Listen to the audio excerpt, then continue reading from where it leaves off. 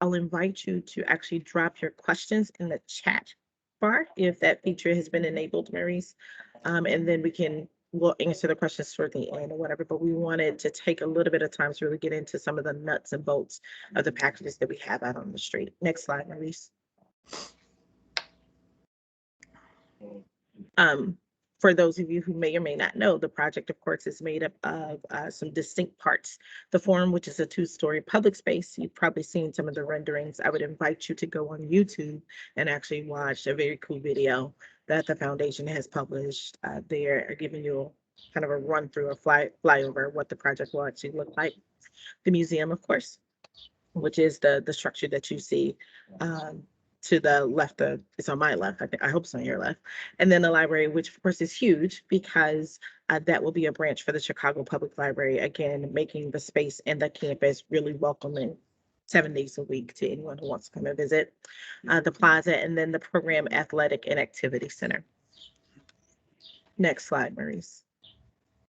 Today, we're going to give you a brief site plan overview. And again, please, if you have any questions about any of the things that we'll discuss here, if we can't answer them here in this space, we'll make certain that we get those answers back out to you.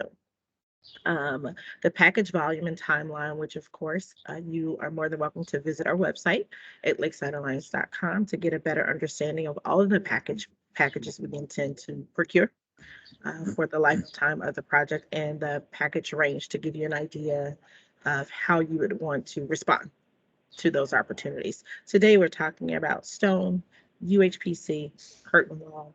We'll get into a little bit about what goes into your bid and your scope of services. We'll talk more about our diversity and economic impact program and the entire procurement process. Next slide. Gary, this is you.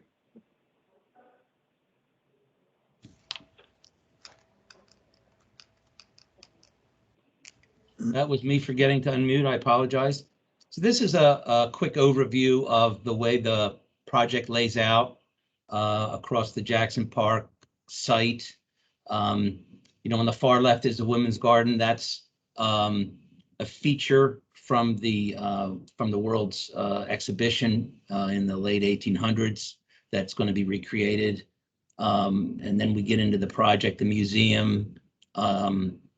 And then to the south of that, a large open plaza that opens onto Stony Island Avenue, the Forum, which includes classroom space and test kitchens and lots of opportunities for learning. Further south, the library that Pam mentioned, and then the underground parking garage. And then on the very far south side of the site, the program and athletic facility that we're not actually released to build quite yet. That's going to follow. So that's an idea of how the job lays out. Most of these structures are partially covered by earth, so there'll be more parkland here after we build the building than there was when we started. Next slide, please. Okay, so these are the 3 packages that are coming out the soonest, and the ones that we're here to talk about a little bit about today. So the building facade stone, and this is really the first of the stone packages. Later, there will be some interior stone, in the building, and then some site work stone features as well. But the building facade stone, which is going to be mounted on the structural concrete museum structure on a metal backup system. You see the approximate volume to give you an idea. The UHPC, the screen wall product, 7 to 9 million, and then the curtain wall and storefront package that you see there as well. So these are coming out in a couple of weeks, and we have some more dates later on. Chris Harris is going to join in a bit and discuss a little more about these packages when we go through a couple of more slides. Okay, just looking forward, if there's anybody on the call who is not specifically interested in those first packages, the next wave will go out in early July, and that includes the elevators, all the HVAC, plumbing, sprinkler, all of the electrical trades, some of them in multiple packages, and then the beginning of some structure inside the museum and some stairs and such. So these are the, as a sort of as a foreshadowing, these are the next packages that will be coming out after we manage the ones that we're talking about more today. Okay, Chris, let me turn it over to you.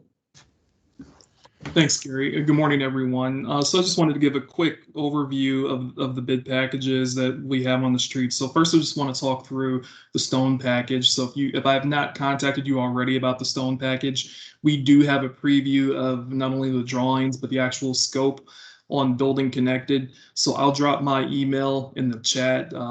It's charris at lakesidealliance.com.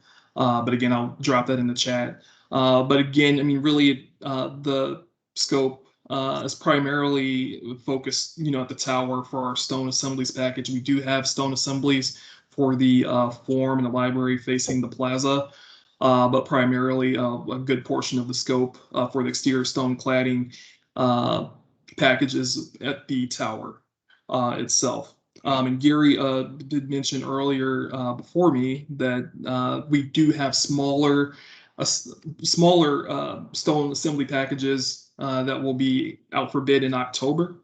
So be on the lookout for that if you were looking for a smaller package, and not so much the tower form and library itself. But again, just wanted to throw that out there, along with the volume, roughly around 23 to 30 million for the exterior stone clad bid package. And again, later on, the interior stone package is roughly between 4.6 to 6 million. And the exterior stone package is roughly around 720 to 940,000. But again, I mean, the goal and the effort was to really break down this package so we can invite as many people as possible with varying sizes of entities to be able to participate on the project. But we just wanted to just give you a brief overview of the materials and the type of pairings that our client wants us to price, and that's available via Building Connected. And again, if you don't have access to those documents already, I can leave my email and you can reach out to me and I can get you those documents. You will have to sign an NDA in order to view the documents and view the scope. And as soon as you execute that NDA, I can get you on board and online. Yeah, thanks, Maurice. So moving on to the ultra high performance concrete scope. So really, the scope is already, we're already narrowed down to two contractors, C.W. Keller and Shafini. Really, this scope is if you've seen the rendering of the building or the tower itself, you'll see like lettering of the very upper portion of the building, and that would be this scope. It's a very high performance concrete material that will be insulated, and we have critical mock-ups that need to take place, which is why we've narrowed it down to two contractors thus far. It's a very meticulous, very important architectural piece to the project itself. So although this is really hitting the street as far as the scope is concerned, we have narrowed it down to two contractors who will more than likely be performing the scope. So you can go ahead, Maurice, and move on to the next slide. So the curtain wall package. So for those of you on the call, just a general brief overview. Again, a good portion of the scope is located in the tower, but not limited to the forum in the library itself. So the curtain wall mullions, inside and outside corners range from 4 inches to 12 inches in depth. At the plans, again, if you desire a preview, we also have a preview of just the documents for anyone interested on the job. So if you want to get a hold of me, I can give you a preview to the documents. Now, this is different than the stone assembly package because we're giving you access to the actual preview of the scope. But you can at least view the documents and the drawings. Very high finished EESS Solid steel bar mullions will be incorporated into the project, as well as faceted punched windows all along the facade and cladding of the tower itself, as well as a skylight system. There is some smaller scope in the parking garage for the security booth areas. And there will be 3 mock-ups associated with this scope of work. One that's incorporated with the facade itself, including the stone. One that's solely just the curtain wall system itself, and then a mock-up of the interior rooms and interior spaces, interior curtain wall and storefront systems. So I'll turn it back over to my team, but I'm going to drop my email right now if you desire access to preview the bid documents and want more detail. Thank you, Chris. So this gives you an idea of the timeline. Today's the 2nd. We're having our pre-bid. We'll be out to bid on the 17th. The RFIs due a week and a half or 2 later. The bids due 4 weeks after we send them out for bid. We want to give you a chunk of time to assemble your teams and get your materials together.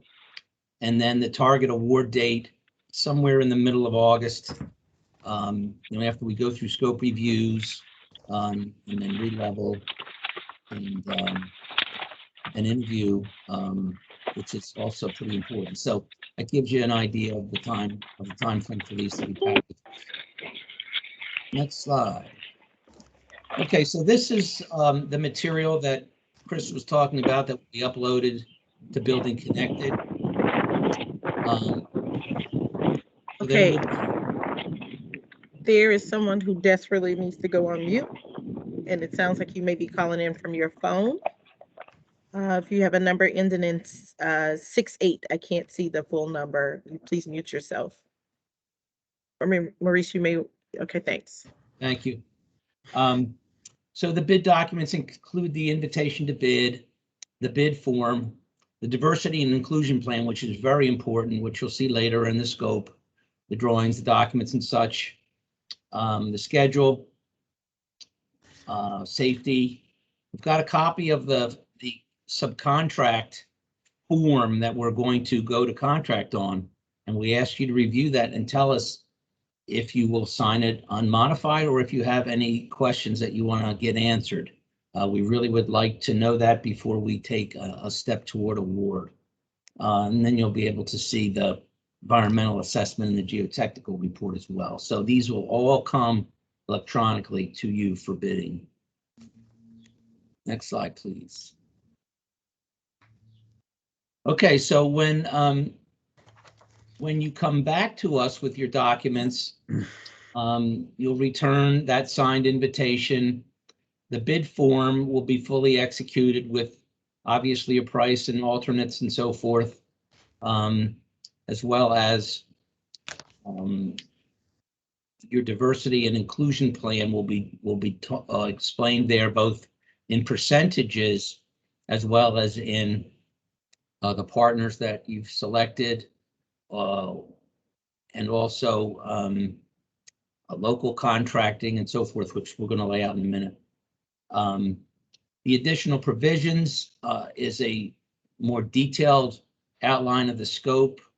And then finally, the scope sheet is really a list of the scope as we see it, and then we'll ask you to mark each one of those yes or no, and then the ones that we think that you ought to have that you don't, we'll want to talk about in the scope review meeting. So, so you'll be putting together a pretty complete packet that we can use to evaluate you in the 3 areas that we're going to use to make the awards.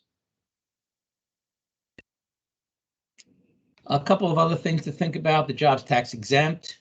The job will be a CSIP, so you need your own automobile insurance and your own off-site insurance, but your general liability and workers' comp will be provided by the CSIP, and then we're asking for you to provide an ad alternate to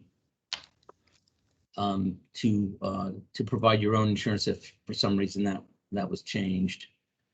Generally, we're going to be trying to use the SubGuard subcontractor default insurance product on this job, but we're also asking for an ad alternate for a performance and payment bond in your proposal. Next slide. Okay, this is a really important slide. And if you don't take anything else home from this, please, please take home the message on this slide. So we have basically a scorecard technique for reviewing your bid. And you'll notice that the commercial portion of it, which basically is the price, is only worth 25%. The diversity and inclusion plan is worth the largest single piece of the scoring, 40% of your total. So that's going to include not only meeting or exceeding, the goals that come with numbers, if you will, diverse contracting, diverse workforce, local contracting and workforce, but also transformative ideas that you have to add to your proposal. And those, include things like, internships, supporting community events.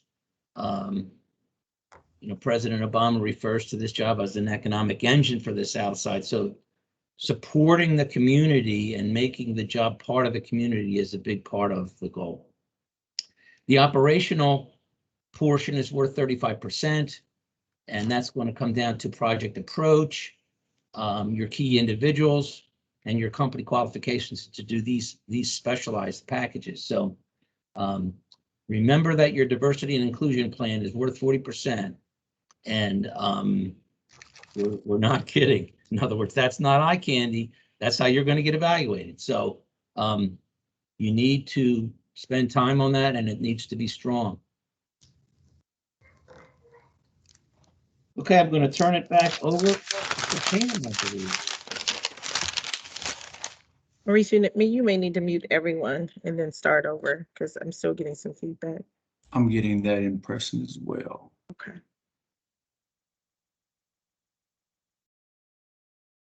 All right. This is the part where. All right. So, Gary, thank you for that. You touched on a lot of topics, especially about the part about the outreach and the transformational ideas. So in diversity and inclusion, again, it's the most weighted portion of your evaluation. Yes, we want to hear about your ideas on how you'll reach out to the public, the diverse enterprises that you'll partner with as a secretary or a sub, your workforce goals. And I'll get into that in a second. And your transformational ideas, meaning not just how do you plan on impacting the community, but how do you even impact your own companies. So going into the next slide, you will see our own goals. We work with the Obama Foundation as well as other strategic partners such as the Wilkin Building Consortium, the organization that the Obama Foundation has contracted, and to meet a number of goals. MBE 35%, WBE 10%, BEP, BBE, Veteran Business Enterprises, LGBTQ Enterprises 5%, and one of the most important diverse business enterprises being the local. Behind me is a map, and local is defined as communities going from Douglas all the way down to Burnside, east of the Dan Ryan. Our workforce goals being 50% of Chicago residents, South and West Side residents, from Austin all the way down to the East Side. That represents 35%. And again, local residents, Douglas all the way down to Burnside.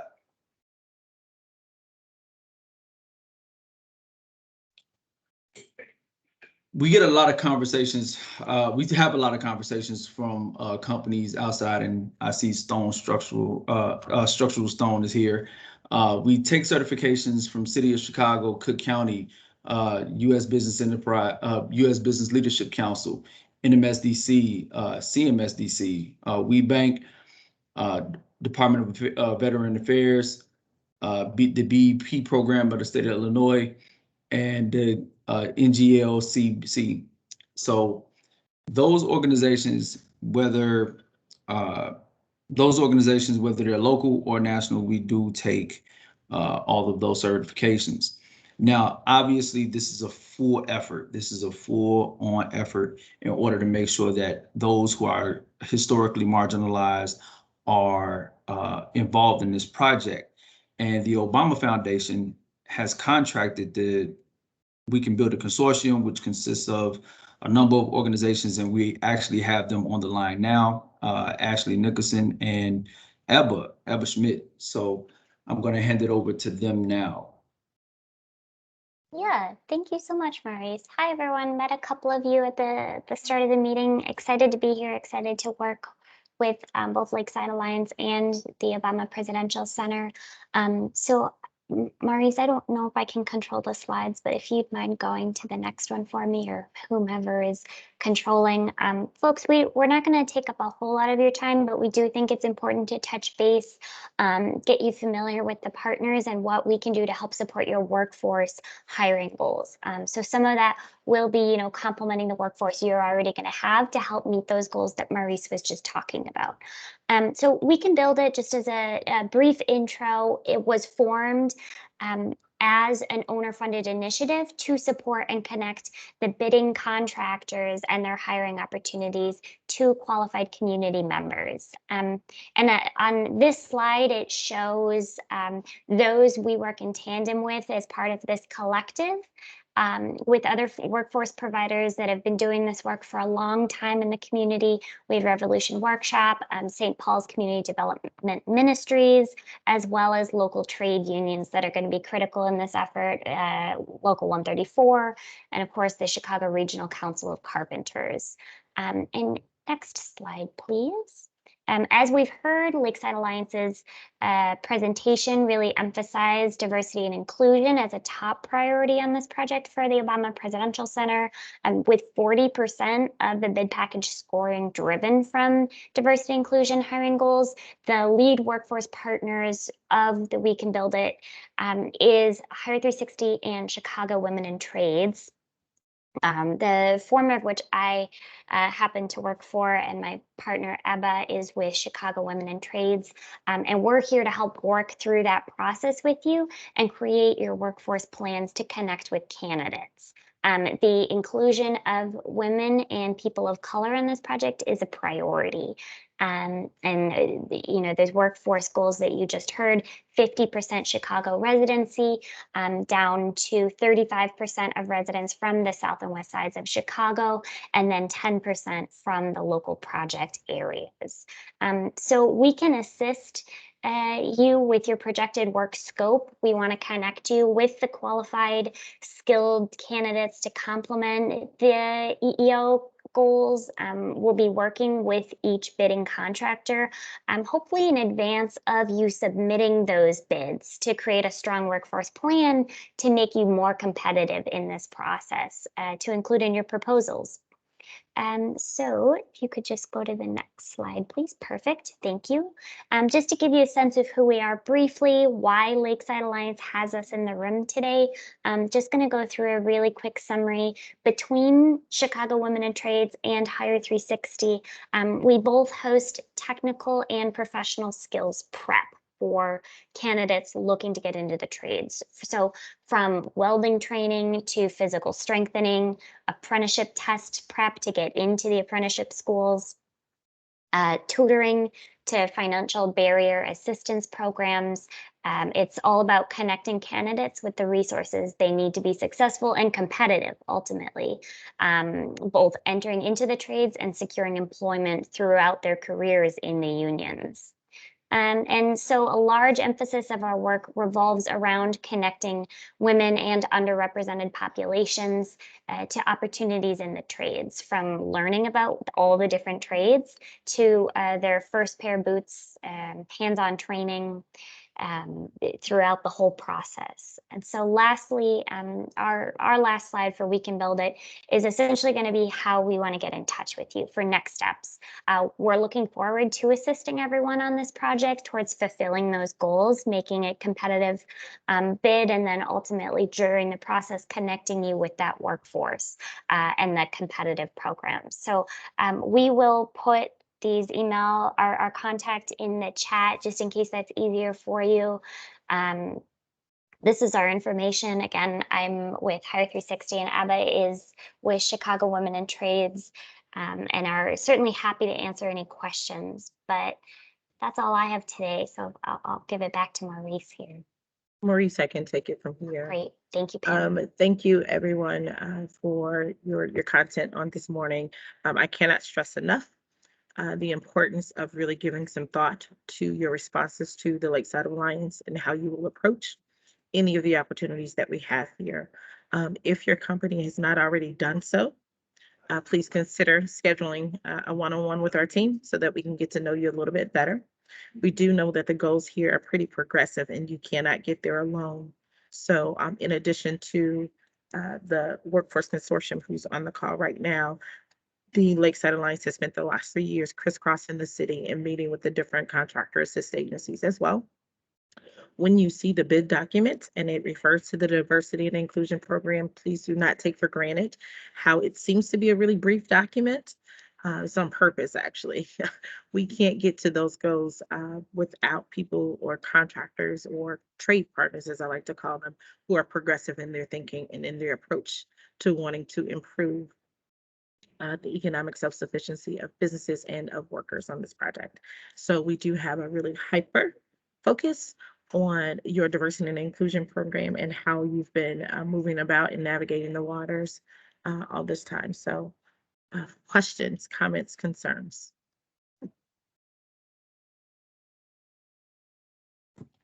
For those of you who are on the phone, you can hit *6 to unmute yourself.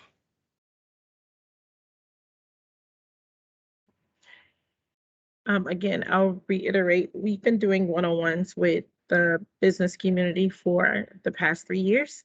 To date, I think we have met with more than 250 companies to learn a little bit more about you and for you to learn a little bit more about our team and a little bit more about the opportunities presented here. We want to make certain that we are setting companies and individuals up for success here. And making certain that we are matching you up with the right opportunities and the resources to be successful there. You have the contact information of all of our team members. If not, Chris has put his information in the chat. I'm no stranger. I hope I'm no stranger to most of the folks here, but nevertheless, we'll definitely make ourselves available for any questions you may have. Chris, you were going to say something. Yes. Thank you, Pam. I also wanted to make sure that we emphasize that on our Lakeside Alliance website, you'll find a pre-qualification form or instructions. We want to make sure that if you have not pre-qualified already, that you pre-qualify as soon as possible. We cannot formally send you an invitation to bid if you have not pre-qualified. So currently, if you go onto our Lakeside Alliance website, I believe if you click bid opportunities and then contractor opportunities or vendor inquiries, you'll be able to see 2 tabs. And you're going to click the pre-qualification tab. In the pre-qualification tab, you'll see pre-qualification instructions. You need to click that. When you click that, you'll get a hyperlink to the instructions and how to pre-qualify. And that's really your financials that you need to submit to our team in order to pre-qualify. And we just don't want to let you forget because we have until the 17th to really have this package hit the street. We want to make sure that you have all the documents necessary to participate in the process. If you want, you can also email myself. I left my email in the chat. I can email you those instructions directly as well as the NDA so you can be set up to preview the documents. And you can start your pre-qualification process. So when we're ready to send out the ITB via Building Connected, you're good to go. But just definitely wanted to emphasize that. Thank you, Pam. Both the pre-qual form and the Chris's email is in the chat now. Beautiful. If there be no questions, I will quickly slide into. Oh, Mr. Berglund. Hi, thank you. Could you just reiterate the boundaries of the local map one more time? where the local businesses fall? So it is actually in the bid documents. We have Okay. the communities listed out. Okay, So we can, I don't want to misspeak and I don't want to overestimate. So in the actual bid documents, we listed the names of the different communities which we consider to be local. in okay, that thank way. you. Great.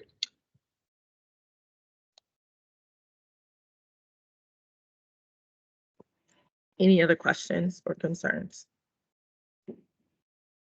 Okay, great. Well, it's been real. I feel like I'm on an airline. You know, you could have selected any sort of outreach meeting this morning, but I'm happy you selected us. No charge for that, that comedy that I'm comes along. just saying it's free. It's free, right? We Right. got to do something here. One last piece too. If you have pre-qualified with Turner Construction, you may want to check and make certain that we have your pre-qualification number because you may just need to update some things there.